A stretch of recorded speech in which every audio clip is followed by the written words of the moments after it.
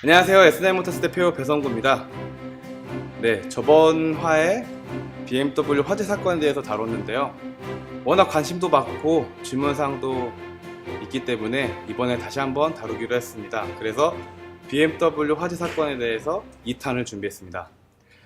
네, 지금은 또 촬영 환경이 바뀌어서 지금은 작업 현장이에요. 그래서 아무래도 좀 여기가 덥네요. 그래서 제가 좀 땀을 흘리면서 하는 점 양해 부탁드리겠습니다. 네.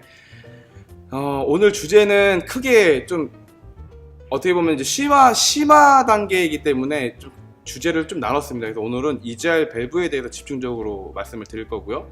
그 다음에 댓글이나 그동안 제가 영상을 찍고 일주일간의 여러 가지 이슈, 그 다음에 뭐 질문 사항들을 한번 답변하는 시간을 갖도록 하겠습니다. 네, EGR 밸브 이제 다들 아시죠? 네, 배기가스를 저감한다. 왜 흡기 매니폴드에 신선한 공기를 공급하는 것도 부족해서 왜 배기가스를 넣냐? 그거는 연소가 너무 잘 돼요. 신선한 공기 때문에. 그럴 때 아무래도 이제 연소실 온도가 높아지면 걔를 낮추기 위해서 약간의 불완전 연소를 시키는데, 그래서 그 폭발할 수 있는 산소가 부족한 배기가스를 넣어주게 됩니다. 그리고 연소가 너무 잘 되면 낙스라는 환경 물질이 생기는데요. 그거를 저감하기 위해서도 EGR 밸브가 필수 조건이기도 하죠. 근데 이 EGR 밸브가 이런 문제를 일으킬 줄이야. 다들 참 속상할 겁니다. EGR 바이패스 1화에서도 설명을 드렸지만 다시 한번 강조하는 이유가 이 EGR 바이패스 라인의 화재가 발화점이 돼서 그게 불이 붙는다고 강조했기 때문에 EGR 바이패스에 대해서 다시 한번 짚고 넘어가려고 합니다.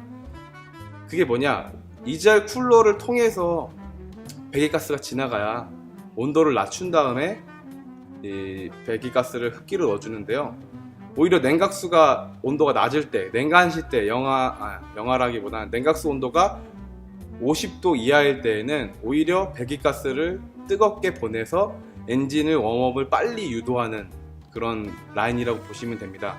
그래서 그림과 같이 평상시에 열간시에는 쿨러를 통해서 보내지만 냉간시, 냉각수 온도 50도 이하에서는 이제 쿨러를 통하지 않고 바로 가는 라인을 이제 만들어서 이 배기가스가 쿨러를 통하지 않고 바로 가는 라인이 이제 바이패스 라인이라고 보시면 됩니다.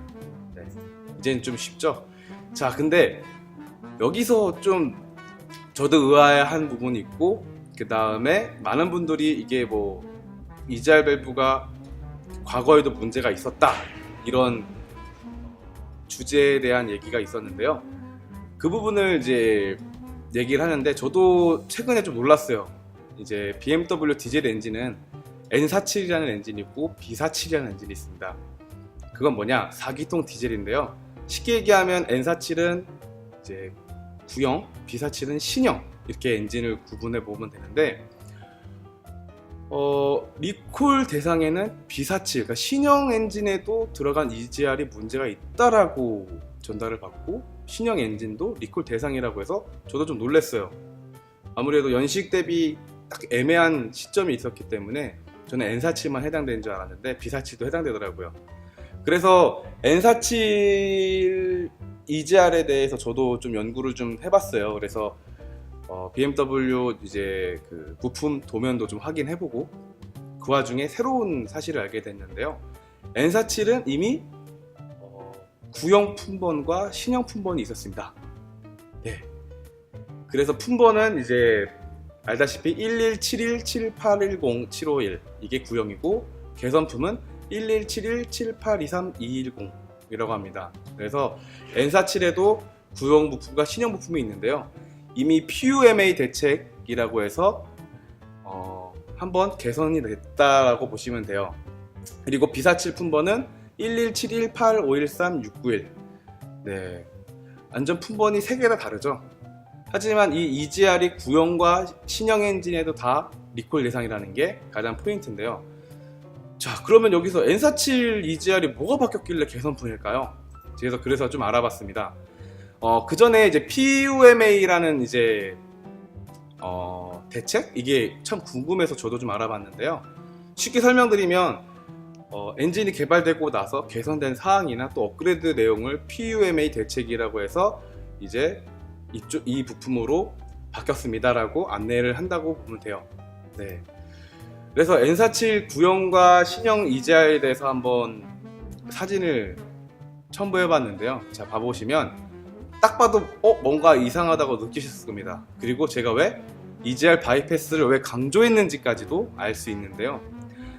그냥 쉽게 얘기하면 구형 EGR 밸브는 바이패스가 쿨러 안에 있고요. 처음에 사진 보다시피 쿨러 안에서 바이패스로 가냐 아니면 뭐 냉각기로 가냐, 그러니까 쿨러 라인으로 가냐라고 이제 내부에서 움직였지만 N47에도 개선된 게 바이패스 라인을 따로 파이프로 뺐습니다. 네, 이게 가장 눈에 띄는 개선인 거고요. 한 가지 더, 이제 여기에서 뭐 국산 EGR이냐 그다음에 독일산 EGR이냐에 따라서 왈가불가한 부분이 있는데, 지금부터 중요한 내용인데요. 구형 개선되기 전 구형 EGR 모듈은 메이드 인 절머니고요. 개선된 EGR 모듈은 메이드 인 코리아입니다. 하지만 여기서 중요한 건 메이드 인 코리아 개선품으로 적용된 EGR만 리콜 대상이고, 구형 EGR이 적용된 차량은 리콜 대상에 포함되지 않습니다. 참 아이러니하죠? 예, 저도 조회하면서 좀 공부해보면서 잠깐 뭐지라는 생각을 들긴 했는데, 그래서 실질적으로 저도 BMW 320D를 타고 있고요. 제 차는 2013년식입니다. 그래서 제 차대 번호를 조회해서 일단은 품번을 확인해봤어요. 그랬더니 제 차는 구형 EGR이 들어가고, BMW 리콜 검색을 했더니 제 차는 포함되어 있지 않더라고요. 그래서 고객분들의 그 연식별로 차대 번호를 조회해보니 개선품 EGR이 적용된 차들은 다 리콜 대상이고, 구형이 들어간 이제 EGR은 리콜 대상이 아니라는 거죠. 여기에서 이제 무조건 내 차가 4기통 디젤이라고 해서 되게 조마조마하고 걱정하셨던 분들은 아마도 품번 조회를 해보시거나 리콜 대상 차량 확인해 보시면 좀 안도의 한숨을 쉴 수 있지 않을까 생각합니다. 일단은 EGR 자체가 저는 최초에 배기가스 끝단 부분에서 쿨러를 가기 전에 거기서 화염이 문제가 나는 줄 알았는데, 이 내용을 이 개선된 것도 문제가 있다고 보면 쿨러 라인을 지난 그 후단부하고 바이패스를 지난 하단부가 합쳐지거든요. 그러면 거기가 불이 나는 원인이 되는 거라는 판단이 되더라고요. 그리고 그러면 바이패스 라인이 먼저 고장이 나는 것 때문에 그럴 수도 있겠구나, 이제 판단할 수도 있습니다. 추측입니다. 그래서 지금 저희 같은 경우는 BMW 고객님들한테 이 바이패스 라인을 뜯지 않고 약식으로 점검하는 걸 항상 해드리고 있는데요. 이거 빨리 가서 리콜 받으시라고 안내를 해드리고 있는 상황이에요. 아무래도 이번 BMW 사건 때문에 흡기 관리를 하러 오시는 분들이 상당히 많이 늘었습니다. 실질적으로 저희 고객님이 방문하셨을 때 점검표를 받았는데요, 맞더라고요. 그래서 우선은 지금 당장에 모든 차를 소화하기가 어려우니 사전 점검, 예방 안전 진단을 하고, 그 다음에 쿨러를 내시경으로 봤었을 때 냉각수와 배기가스가 떡진 카본이 있으면 바로 이제 렌트를 해주고 바로 수리를 진행하게 되고, 아니다, EGR 쿨러가 냉각수가 떡지지 않았다 하면 지금 기준으로 봤을 때는 한 11월 달에 EGR 리콜을 받게끔 예약을 잡아주더라고요. 그럼 결론은 이게 바이패스와 냉각 쿨러 그 끝단 부분에서 화염이 일어나서 그 화염이 이제 밸브로 흡기로 연결된다. 저는 제가 얘기한 주장은 흡기로 연결이 되면서 흡기는 카본이 발화점이 500도에서 500도 부근이기 때문에 거기에서 그 카본이 불이 붙어 화재가 일어난다. 이렇게 정리를 말씀드렸던 게 얼추 이제 그 답인 것 같습니다. 그래서 아까 설명드렸듯이 제가 판단했을 때는 사전 점검을 빨리 받아보시는 것을 권장을 해드리고요. 저희 SNI모터스에서는 지금 하고 있는 게 크리닝 예약을 해주신 분들께 EGR 유관 점검과 바이패스 진공 모듈 및 바이패스 작동 여부를 유관 점검을 하고 필요시에는 탈거해서 확인 점검을 합니다. 거기에 냉각수가 유입이 된다는 건 냉각수가 누유가 있으니까 냉각수 누유 압력 점검까지 같이 진행할 예정이고요. 한 가지 더 추가를 한다면, 자, 실질적으로 배기가스 온도가 500도 이상 올라간다는 게 쉽지가 않거든요. 평상시에 정상 주행한 차들은 적게는 170도에서 많게는 300~400도예요. 그러면은 불이 날 확률이 없잖아요. 근데 왜 불이 나냐?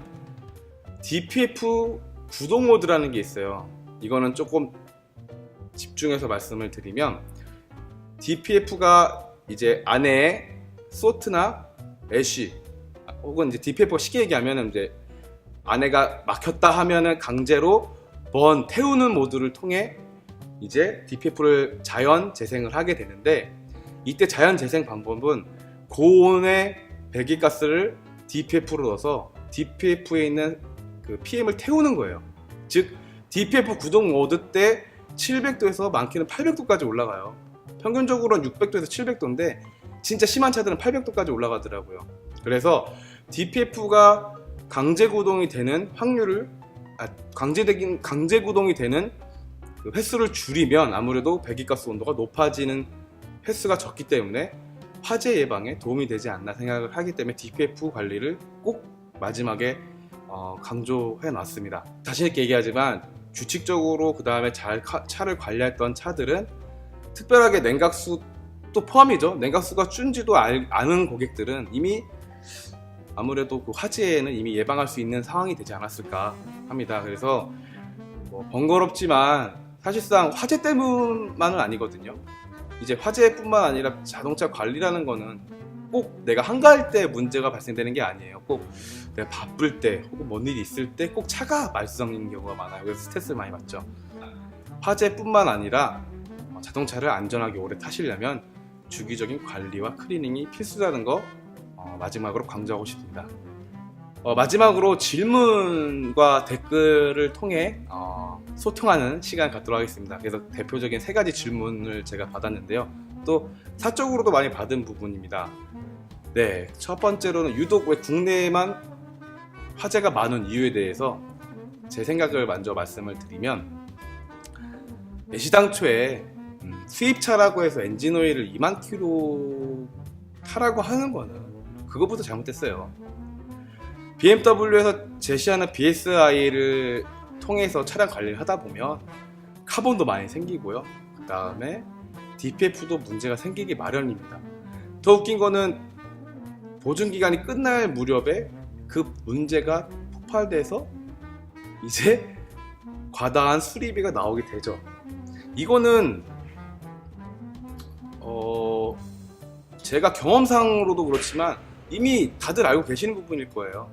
엔진오일 관리가 안 되면 엔진오일이 2만 킬로 이상 주행을 한다는 것 자체가 엔진오일이 줄어요. 엔진오일이 줄면 어떻게 되냐, 그게 그냥 날아가는 게 아니라 엔진오일이 연소가 돼서 혹은 엔진오일이 열이 받아서 그게 기체가 돼서 다 슬러지와 때가 돼버려요. 물질이란 거는 그냥 뿅 없어지는 게 없습니다. 물질은 항상 변화가 되는 거죠. 즉 엔진오일은 주기적으로 관리를 안 한 차가 아무래도 카본이나 이런 DPF 막힘이 좀 유독 많다고 봅니다. 그래서 정리하자면 BMW에서 제시하는 BSI가 독일에서 맞겠죠. 하지만 대한민국에서는 가혹 조건이고 올바른 관리가 아니기 때문에 가장 그게 큰 문제라고 봅니다. 그리고 한 가지 더, 이거는 저도 이제 연구해 볼 필요가 있는 건데요. 과거에 EGR 관련된 소프트웨어 업그레이드를 한 적이 있대요. 그래서 저도 물론 매핑을 하고 있기 때문에 그 소프트웨어에도 분석을 해왔어요. 근데 이상한 데이터를 하나 발견을 했는데, 이거는 또 나중에 기회가 되면 말씀드릴 수 있는 사항에 말씀을 드리도록 하겠습니다. 물론 지금 제 차로 올바른 데이터로 R&D 하고 있고요. 그래서 R&D라는 거는 뭐 잠깐에서 땅 되는 게 아니라 제가 맵을 수정을 해보고 그게 잘 되고 있는지를 확인해 봐야 되기 때문에 제가 크게 잘 되고 성공한다면 나중에 또 안내하도록 하겠습니다. 그래서 유독 국내 화재가 많은 이유는 애시당초에 차량 관리가 가장 문제였다라고 봅니다. 근데 한국 부품을 써서 그렇다? 사실상 지금 알아보면 품번에 따라서 제조사가 한국으로 나와 있긴 하지만 이것도 해외에서도 많이 쓰입니다. 그리고 제가 구글링을 하거나 해외 주문을 발주를 누르면 메이드 인 코리아 제품도 외국에서 판매가 되고 있어요. 그래서 한국 제품이라서 문제라기보다는 그냥 EGR 자체의 설계 불량이라고 판단이 되고, EGR 같은 경우는 제가 왜 문제가 있는지도 다른 회사의 EGR과 비교해서 한번 나중에 설명할 수 있는 기회를 갖도록 하겠습니다. 그리고 두 번째, JTBC에서 열 충격 발언을 했는데요. 네, 열 충격 발언 충분히 이해합니다. 하지만 이미 EGR 쿨러가 고장이 나는 건 BMW뿐만 아니라 모든 차에 해당이 돼요.